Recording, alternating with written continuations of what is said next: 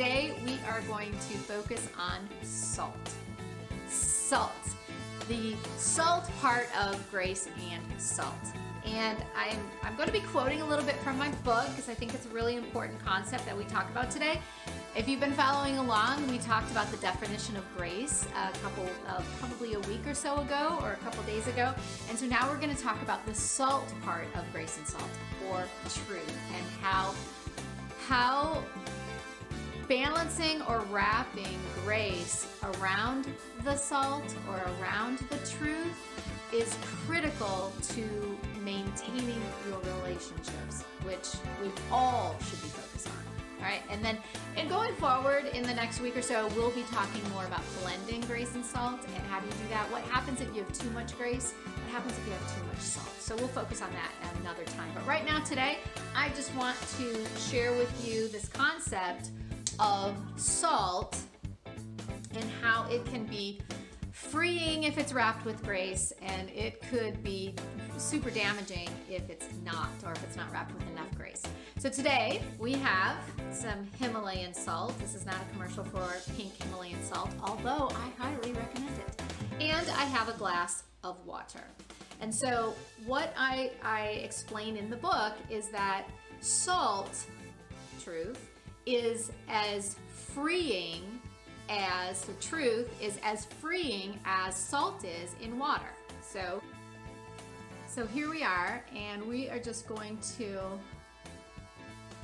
can you see how it's just floating to the bottom of the glass, right? It's as free, it's floating. Some of it, in fact, I'm going to do that right now. As you spin it around, my finger was right in there. As you see how it's just all mixed up there, and then it is getting absorbed into the water, and then it's slowly drifting down. When I was a kid and we'd have a sore throat, my mom would always have us gargle in salt water. Salt was a medicine. We used it for medicinal purposes as well as seasoning our food. Or she would take pickle juice. I don't know if you've ever done this, but she would take pickle juice out of the jar of pickles and we'd gargle in it, or if it were just me, I would drink it. Now, I don't know that my sister and brothers used to do the same thing, but that was what I did when I was a kid.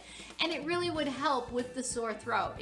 Salt is incredible what the uses are that you can use it for, in addition to seasoning your food. So, for example, I'm just quoting from my book here, that salt preserved meat. It was used as currency.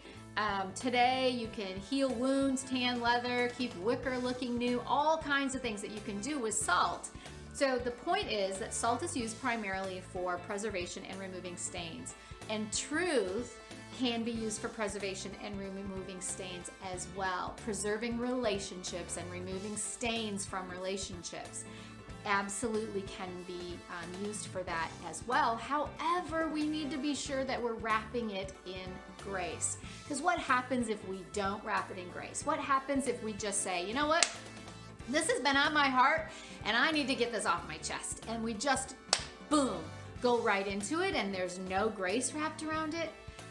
It is like salt that is in a salt block form, right? So you've seen salt blocks, you've seen those blocks of salt that animals will lick, or maybe they use it for cooking. Sometimes you can get like salt blocks that are used for cooking. You cook meat on them or that type of thing.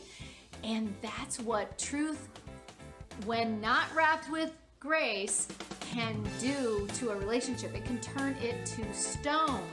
So I also say here, truth is similar in relationship. If truth is delivered with a balance of grace, it is as free as the salt floating to the bottom of a glass.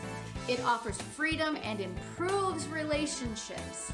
However, if truth is not balanced with grace, it can turn relationships to stone like a block of salt. So true, so true. So I want you to think about that as you go into your next grace and salt conversation, right? You've got a conversation you need to have with your boss, your spouse, your friend, your sister, your coworker, whoever it is, but you need to have a grace and salt conversation. I want you to think about how much salt and how much grace, all right?